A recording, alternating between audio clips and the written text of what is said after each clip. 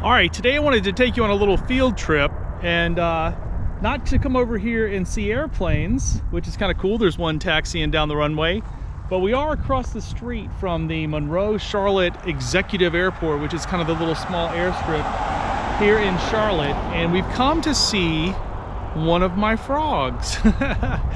This is a frog, a good frog. So this is one of the buildings that when I first started talking to Tucker with Whiteside Realty, oh, there he goes. Tucker was investigating some off-market possibilities, things that were not listed. You know, I'd kind of gone down this whole route with Roger of trying to talk to owners who had property who might be interested in selling. And so I wasn't, you know, immune to that. It was one of those things where he had talked to the owner of this building that I'll show you here in a second. And the owner was like, well, you know, I like going fishing, you know, vacation, yada, yada. You know, make me an offer, we'll see. And, you know, I have done so many deals with scouting memorabilia collections. I know I've met all types of these people. And so I know you just have no idea where that person's head is. And so Tucker kind of gave me some counsel about what we should offer. And we threw out an offer to the guy, which was pretty good, according to Tucker. In fact, it was much more per square foot than what I ended up getting in the building that I bought. But let me just turn the camera around and show you what we've got. So what I really liked about this property is it's a little over 2 acres. And there's quite a lot of wooded area back here that's included in the property, which I thought was really, really nice. And the building was a pretty good setup. I don't really need like a loading dock, but that does have a loading dock there where you kind of like drop down where it becomes level with the ground.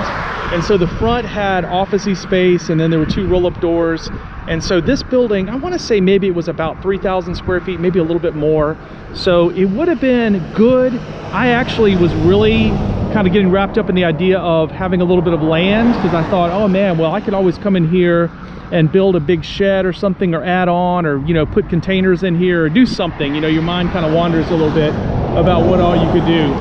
But and we are kind of on Airport Drive, and so if you go up this way, there's a whole bunch of really, really big industrial sized buildings with like hundreds of people who work there. You can hear how loud it is here.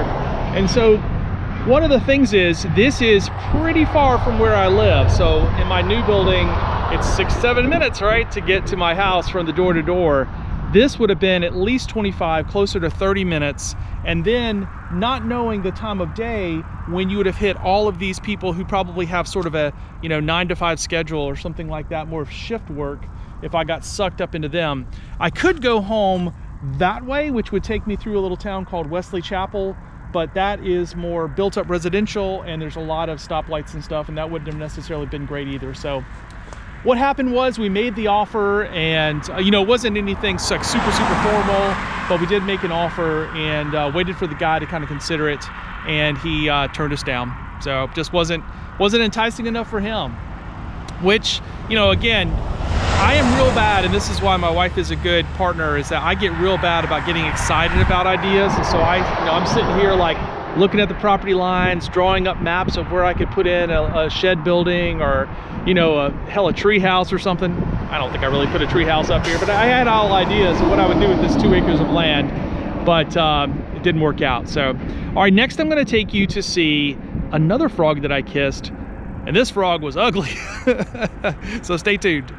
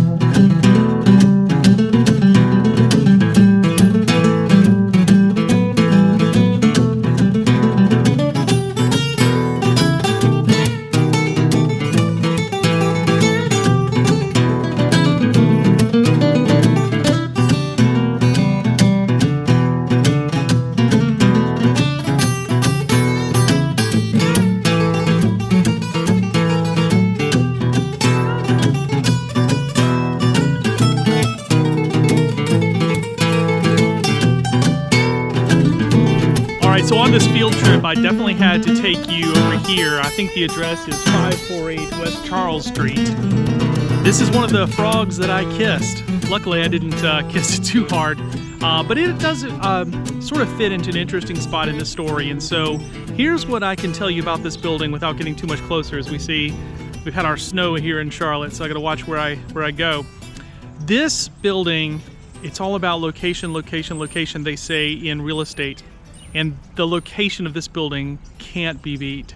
It literally is about less than 0.2 miles from here on West Charles Street. Will take you to downtown Matthews, North Carolina, which is a very well-preserved, cute little downtown with you know, restaurants and brew pubs and all the things. It's kind of the sort of social area of this part of Charlotte, this little suburb. And so it's just in a perfect, ideal location. Like literally, it's so close to everything. It's super close to my house, super close to everything. And it would have just been an awesome spot. And I'm sure that the owners who have this for sale will eventually sell it. But here was my experience. So we went to look at this building. This was the last frog that I looked at before I found the building that I eventually did buy. And what happened was, I think my realtor, he sent this to me. I saw the pictures online, and the pictures online, it was like, didn't look very good. Like literally there was no picture of a bathroom in the realtor's listing. And I was like, oh man, that's not good. And the only thing I could see as far as heating and air was a window unit. And I was like, I don't know about this place. But I was sort of like, you know, I was very intrigued by how close it was to us and the fact that it wasn't a terrible price. It was, I don't mind telling you, was $750,000. And I think it was advertised as 3,000 square feet. So per square feet, that's pretty high. But again, location and everything else being the same, you know, maybe it could work. So when I met my realtor over here, we literally also included a workman who had done work for us at my house, because I knew this thing was going to need a lot of work. And so I wanted to kind of get his ideas about what he could do and maybe get an idea of what it would cost to upgrade some of the parts. And so we went in. It has a roll-up door on that side. Here's two doors on the outside. We went in the roll-up door once the realtor, the other, you know, the listing agent came and met us. And we go in, and the inside of it, the last people who had been there was a lawn maintenance people. And it was interesting because this has been for sale all through the summer, but the lawn maintenance people were being evicted because they weren't paying their rent, I guess, and the people wanted to sell it. So it dragged on for a long time. So this thing is kind of like that for sale sign has been on there for, I feel like, a year now. It's been a long time. So anywho, we went and looked, and literally there's like no insulation on the walls. I don't think, or if there is, it's really beat up. This building was built, I think, about 50 years ago. So it's got a lot of wear and tear on it. And so the inside, there's like a grungy concrete floor. All of the insulation that's still there is pretty beat up. There literally was an engine hood from a car stuck up high, kind of in between the beams. It was like, what is going on here? And then right over here, there's kind of like a mezzanine level with like a nice staircase that goes up. You go up to the mezzanine level, and because this thing is listed as 1.5 stories, you go up to the mezzanine, and when you get out there, you're literally like, I mean, I'm not tall enough to touch the ceiling, but you could literally touch the ceiling. That's how close you were if you were tall enough, and like the beams and everything. So and so I was like, oh man, I was like, could we make this top part be our shipping office and the mezzanine? And there was another little weird room that like was half carpeted, like somebody gave up trying to carpet it. The carpeting pieces were still there. Immediately below the mezzanine right here, there were some little tiny rooms, including a bathroom, which looked fairly decent. Actually, there was a bathroom there. So it was one of those things I was like, oh man, I was like taking measurements with my tape and trying to figure out like this room is, you know, 10 by 9 and what could we do here and all this.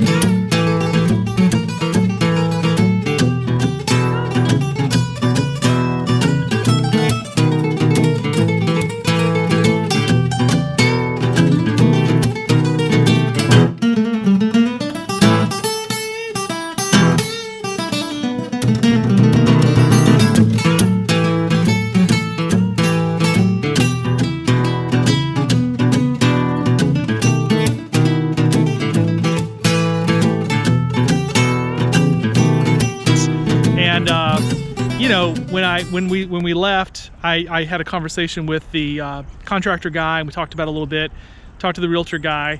But you know, I've shared this in previous videos. I get excited about opportunities, and I sort of let myself, you know, run with the idea that this is all going to work out.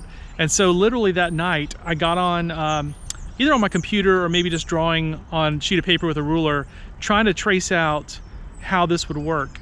And what I discovered was I had taken measurements with my tape. And what I discovered is that this wasn't really 3,000 square feet. I take the measurements and I'm like, this doesn't add up. And so sure enough, son of a bitch, that is a 200, or basically it's a 2,400 square foot building, roughly 60 by 40, I think is about the footprint.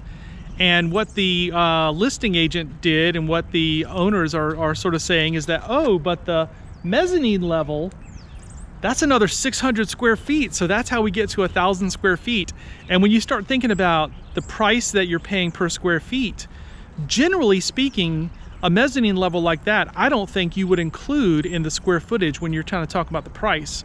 So then you would be talking about a 2,400 square foot building for sale for $750,000, and then that number gets stupid real quick. And you know, you add to that the fact that all of this is beat up. Literally, there is just one window unit in the top, and in the summertime, I can't even imagine, with the sun beating down on that roof, I can't even imagine how hot it would get in that building, how cold it would be.